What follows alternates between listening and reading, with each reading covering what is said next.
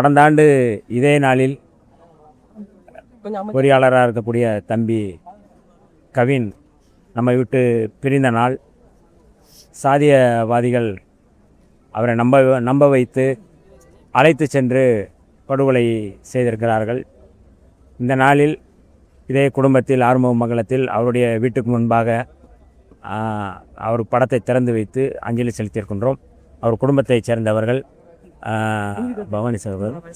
பவானிசாகர் சட்டமன்ற தொகுதியினுடைய தமிழக வெற்றி கழகத்தினுடைய உறுப்பினர் மாவட்ட பொறுப்பாளர் மரியாதைக்குரிய அக்கா தமிழ்ச்செல்வி அவர்கள் எல்லோரும் இருந்து திராவிட முன்னேற்ற கழகத்தைச் சேர்ந்த சட்டமன்ற உறுப்பினர் மேனாள் அமைச்சர் மரியாதைக்குரிய அனிதா ராதாகிருஷ்ணன் எல்லோரும் இணைந்து அஞ்சலி செலுத்தியிருக்கின்றோம்.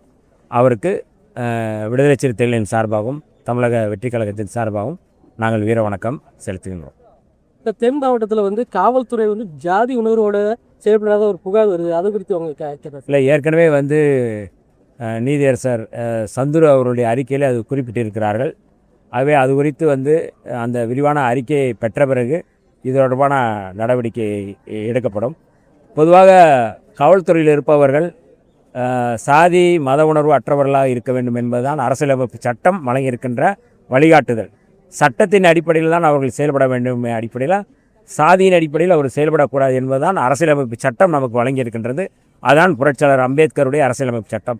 ஆகவே காவல்துறையினர் சட்டத்தின் அடிப்படையில் செயல்பட வேண்டும். சட்டம்தான் அவர்களை வழிநடத்த வேண்டுமே ஒழிய சாதி அவர்களை வழிநடத்தக்கூடாது என்பதுதான் நமக்கு வழிகாட்டி இருக்கின்ற அரசியலமைப்பு சட்டம் வழங்கியிருக்கின்ற அறவுரை. இதை ஏற்று இதை பொறுப்பேற்று நடக்க வேண்டும் என்று நான் கேட்டுக்கொள்கிறேன். சார், நீட் தேர்வுக்கு எதிராக போராட்டத்தில் மாணவர் போராட்டத்தில் மத்திய அரசு பின்னடைவு ஏற்பட்டிருக்கு. அதுக்கு இல்லை, இப்போ அவங்க தர்மேந்திர பிரதான் பதவி விலகி இருக்கிறார். ஆனால் ஒரு அதிகாரி ஒரு அமைச்சர் பதவி விலகி இருப்பது என்பது சரியல்ல. பிரதமரே பதவி விலக வேண்டும். ஏன்னா அவருக்கு அது பொறுப்பேற்க வேண்டும் என்பதுதான் எங்களுடைய கோரிக்கை. நீட் தேர்வு ரத்து செய்யப்பட வேண்டும். நீட் தேர்வில் இருக்கின்ற ஊழல்களை களைவதல்ல, நீட் தேர்வே ரத்து செய்யப்பட வேண்டும். அதற்காக இப்பொழுது மோடி அவர்கள் ஒரு உயர்மட்ட குழு ஏற்படுத்தி இருக்கிறார்கள். அந்த உயர்மட்ட குழுவே ஒரு ஏமாற்று வேலை தான். ஏன்னா அந்த குழுவில் மிக முக்கியமாக ஐஐடியினுடைய பேராசிரியர் காமகோடி என்பவர் ஒருத்தர் இருக்கிறார். அவர் கடந்த காலங்களில் அறிவியலுக்கு முரணாக பேசியவர். ஆகவே அப்படிப்பட்டவர் இந்த குழுவில் இருப்பது என்பது ஏற்புடையதல்ல.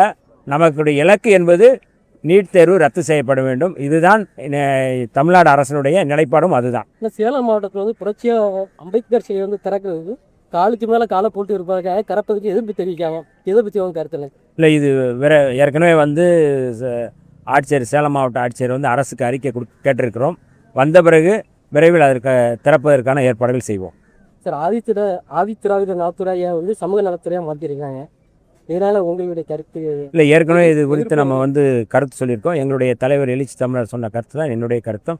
அதனால் அதுக்கு முரண்பாடான கருத்து அல்ல, அந்த கருத்து தான் என்னுடைய கருத்து.